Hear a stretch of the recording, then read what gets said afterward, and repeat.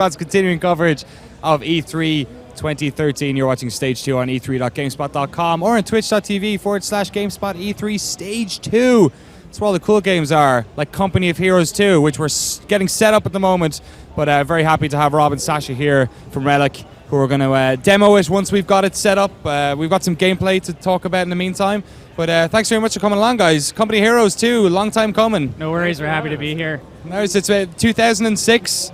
Company Heroes 1 came out. I remember watching the review on GameSpot. Greg Kasavin gave it a 9.0. Historically, it's always been known as the highest rated real-time strategy game of all time. Of all friggin' time. So you guys, you got a pretty easy job to do. Do it again. Yeah, pretty much. We're just trying to beat that. No worries, right? So Company Heroes 2, it's the Eastern Front this time around. Just give me the elevator pitch. What's the difference and the similarities for people who aren't familiar with the series, perhaps? Well, a lot of the combat is kind of similar to COH1, but the big, massive, stark difference is that it's the Eastern Front. So this is the untold side of World War II in media as we know it. And basically, you are in command of the Soviet Red Army. And the idea is you feel the burden of command. You have thousands of troops at your disposal, and you're going to send them to their certain doom to be successful, to be victorious. And so, victory is not without its cost. It's not just, it's not like a Peggle type experience where like, yay, you won the mission. It's like you actually cost thousands of lives. Right. So it's unique in that way from COH1. All right, so there's no ode to joy playing over the top of the battlefield. No, it's pretty bleak. It's not somber, but it's not a happy-go-lucky experience. Well, Company Heroes, the original was never a game that was celebrating war. I don't think many games try to do it, but some definitely try less to tell a sort of a real tale about what warfare is really like.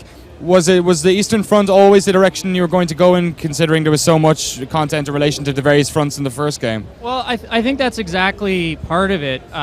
There's a lot of content there. There's a lot of history we can pull from. There's a lot of unique content that we can create. A huge part of it was this is what the community wanted. At Relic, we are gamers. We love COH1. We play it all the time, and we're very, very active with our community. And there's some there's been a lot of push to get the Eastern Front from the community. And so basically, we've listened, and I think everybody's going to be really happy with it. Cool. While we wait, we're nearly there. Are we there now? Is this? Yeah, it'll be about 30 seconds. Almost there. About 30 seconds. Okay. We'll try and get it into 720 or something. Make it look in all of its glory. Yeah. That's going to be a really interesting part of it as well, actually, because 2006, it's been a while. You guys have been pretty busy, though. Relic Games, you've been working on a lot of Warhammer stuff in the meantime. Yeah, there's always lots of collaboration with Games Workshop. They're great guys to work with.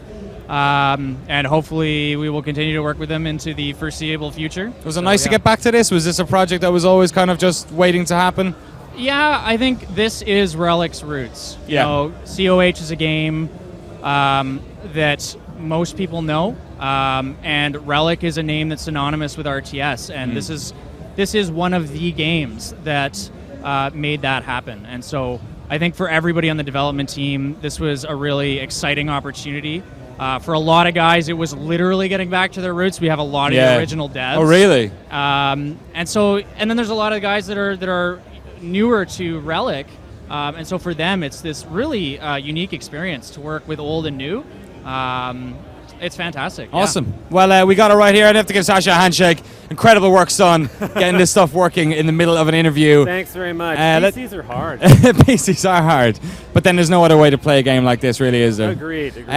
So let's check this out. So what we're looking at the land bridge to Leningrad here. Explain what's going on here. Sure, yeah. Well, this is about halfway through our single-player campaign, and we're looking at the Soviet army pushing from two fronts into the town of Schlisselburg, which was a key location in breaking the siege of Leningrad. So the German army had a blockade of Leningrad for over a year. Millions were starving, and it was vitally important for the Soviet army to break that blockade and allow supplies into the city. And so in terms of the big sort of Eastern Front stuff, do you have a lot of the major battles like the Yeah. Would the Battle of Stalingrad fall into that category? Absolutely. I mean, we try to span the whole war. We start in 1941, with Operation Barbarossa pushing into the USSR, and then we get to Stalingrad. So it starts the whole way from Barbarossa all the way from 41, with the German army pushing in, and then we get to Stalingrad in 42, all the way to VE Day, all the way to Berlin. So it really spans the whole war on the Eastern Front. Excellent. And the tide's turning for the Red Army, where they get to push back. Yeah, you really get to see the breadth of the entire war from the Russian side, which is really what's compelling about this campaign. Absolutely. It's right from the get-go in 41 through 45. And their story is an interesting one because it's almost like a false victory in a way, because they lost so many troops. There wasn't much in terms of the way of new ground. It was a vengeful sort of entry into Berlin. Yeah, I mean, the Eastern Front saw, literally, without exaggerating, the biggest battles in humankind's history. So that's ever. We're talking 10, 11, 12 million people that died. Yeah. Bulk of German forces were lost on the Eastern Oh, Front. really? Yeah, 80% of German casualties were on the Eastern Front. Wow, I didn't realize there was that much of a swing. Yeah, not only were the fans clamoring for this, but it's important that more of us are focusing on this aspect of the war because it's huge. It's monumental, and the West tends to focus on the Western Front. So sure. We're really happy to be giving a lot of fans what they've been wanting for a long time. So let's talk about what's going on here, just in terms of your micromanagement of the troops here and whatnot. Absolutely. Just explain my micromanagement is poor, but right now I'm controlling shock troops and conscripts. So your conscript squads are kind of your low-level infantry. They fire with rifles. They're able to use Molotov cocktails and a battle cry ability, which just sort of powers them up a little bit, gives them a bit of a movement speed buff. So they're pretty low-level infantry, but they're useful because you can get them in great numbers. So you can just keep calling these guys in, and they might die pretty easily, but they're useful. Shock troops are more durable. You want to get them up close and use their submachine guns, and they've got a powerful grenade, which you can use to take out things like this howitzer here. So let's see if I can do that. So one of the key things here to notice is that Sacha's pushing up on these Germans. He's got quite a few more infantry than the Germans that are there. And this is one of the key differences between the two armies, is that you have the Russian forces, and really they're the hammer. They're the ones, you're just going to bludgeon the enemy to death with sheer numbers. Whereas the Germans, when you play in the multiplayer experience, or our third mode, which is Theater of War, they're much more like a scalpel. The idea is that they're better trained, they were better equipped, so that we've really reflected that in the gameplay. Exactly. You have less of them, and so you don't have to be more tactful, but you employ different tactics. Absolutely. We're seeing some flamethrowers here. Does any of the sort of the Russian winter, like the weather effects and whatnot, does that ever play into gameplay at any stage? One of the major features we have is called Cold Tech. And so basically what this is a dynamic weather system in our winter environments. What that means is that you have things like a blizzard, which will come in sporadically. And in a blizzard, if your troops are caught in the open, so again, keep in mind, COH1 players, you know all about cover and our cover system, how important that is. You leave your guys out in the open, they're going to get demolished. It's the same thing here. Although this is green mode. This is green mode. this is the green Mars blizzard. Hey, there we go. There you go.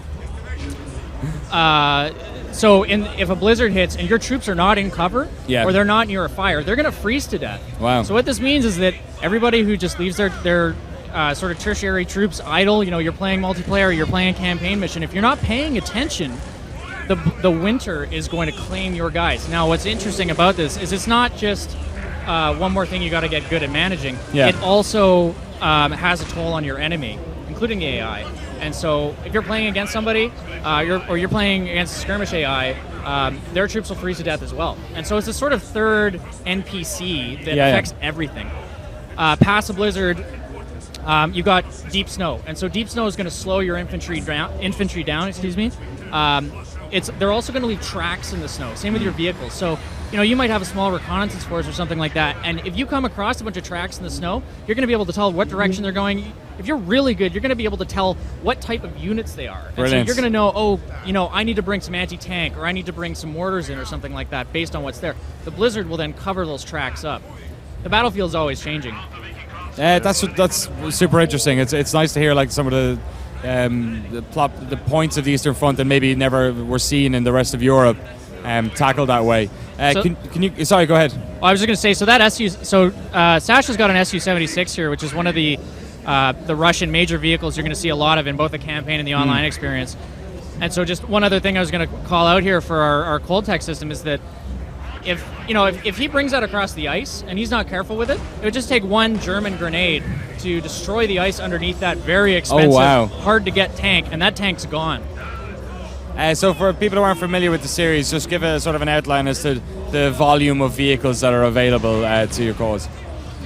It's comparable to COH1. You know, you've got light vehicles, medium vehicles, some super heavy vehicles. You've got our specialized artillery vehicles. The Katyusha is the infamous Russian artillery truck. It's got a very unique sound, and our audio designers really, really captured this. So when you're playing this game, if you hear the sound, it's a terrifying screaming noise. It's really, really outlandish. I was in a Russian tank museum for a different game. You can probably guess which one. Back in November. And I saw a variety of tanks that they never actually used, including one which was some ridiculous 40-ton thing that they couldn't cross bridges. It would just crush the ground underneath it. We've got some of those super heavy tanks in the game, and they are impressive. I mean, I'm really happy with them. We've got this German tank destroyer called the Elephant, which is just an enormous thing with a fixed turret, and it can fire, hundreds and hundreds of meters, and it's able to just blast away Soviet tanks. We've got the Brumbar, which is an amazing assault gun, which can destroy blockades and take out entire infantry squads in one hit. We've got the Soviet IS-2, which is an incredible super tank, heavy tank, which is able to go toe-to-toe with the German Tiger. And then we've got everything down to the little scout cars for finding snipers and taking them out. We've got half-tracks for reinforcing and moving troops around, and then little light T-70 tanks for taking out infantry and light vehicles. The tank battles are absolutely incredible in this game. They are the pinnacle of the multiplayer experience for myself.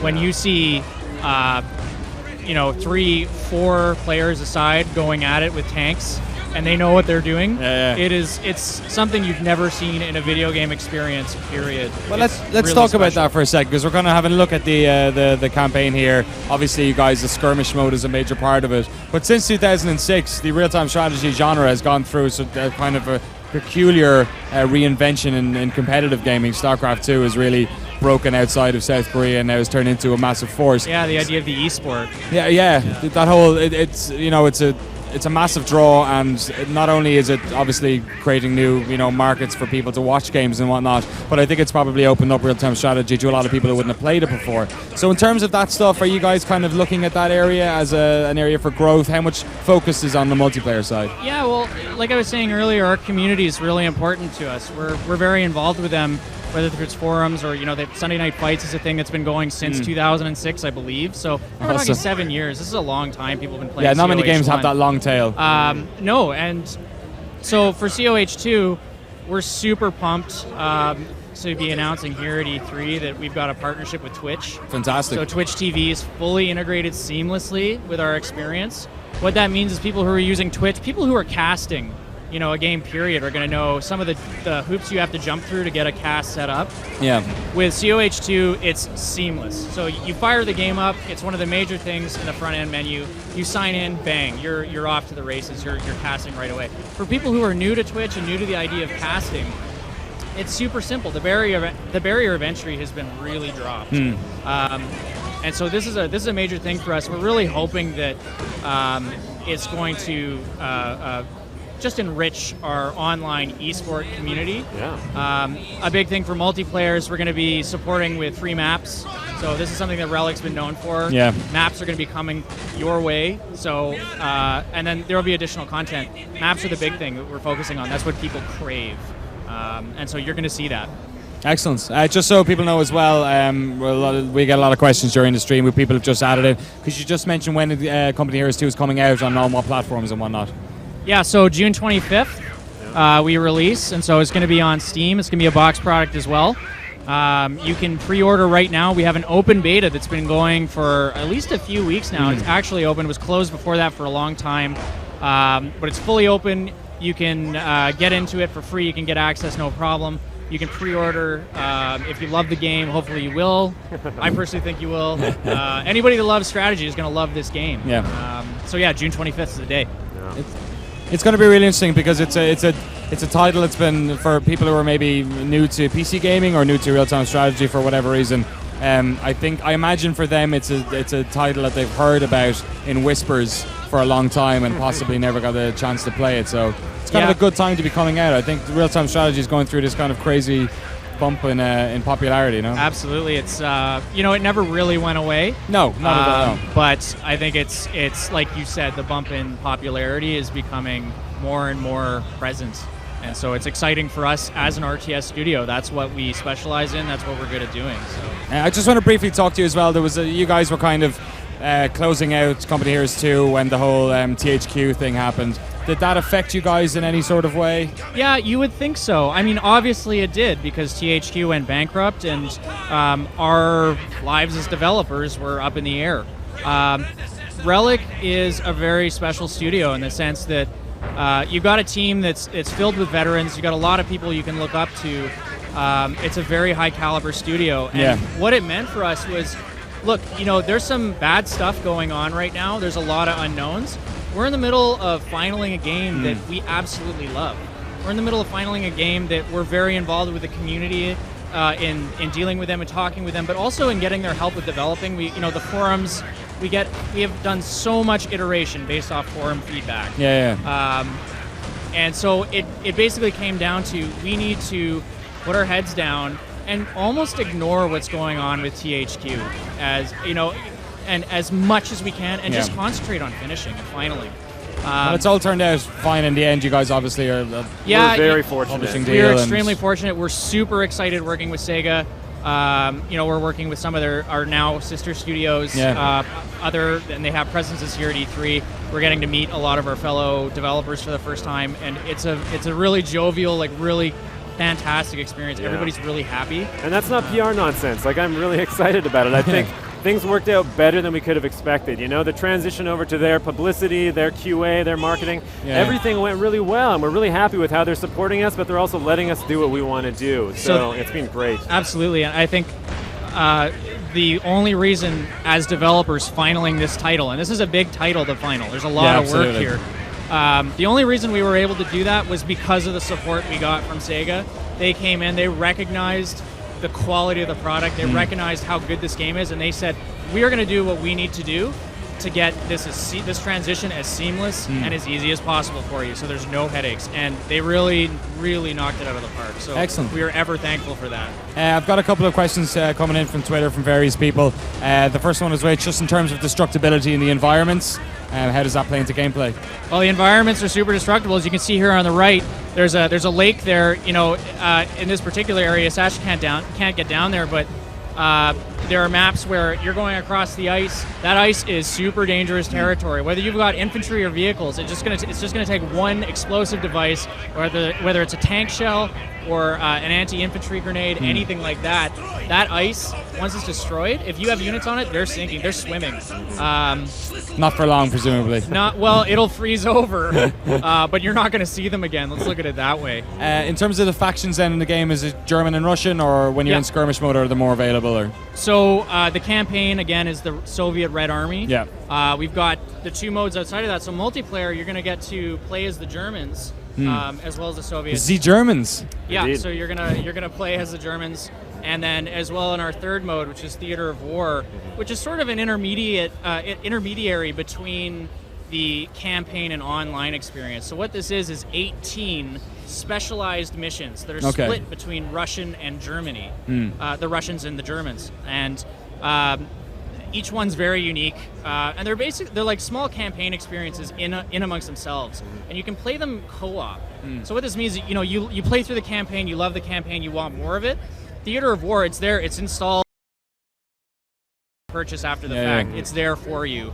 A lot of love has gone into polishing this thing. It adds a lot of cool content because a lot of people were saying, we love it, we want to play campaign, but we want to play as Germans. Well, we're able to do that. You play as the German army at Theater of War, and it provides a similar experience, a really cool kind of campaign-like experience with narrative elements and cinematic moments, unique maps, and then cooperative gameplay as well. So it's a huge addition. We didn't have this in Company of Heroes 1. Having it in 2, I think, is just wonderful because it appeals to a different type of gamer, but hopefully it'll also appeal to the campaign fans who want to play as Germans.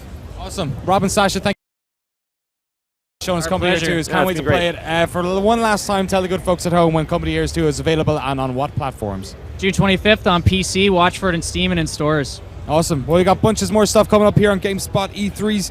Coverage keeps on coming. Dragon's Prophet up in a little bit. Ascend, Hand of Cool. I think it went Last alright. of Us, Puppeteer, Blackguards. I'm going to take a little 5-minute break, so I'll see you then.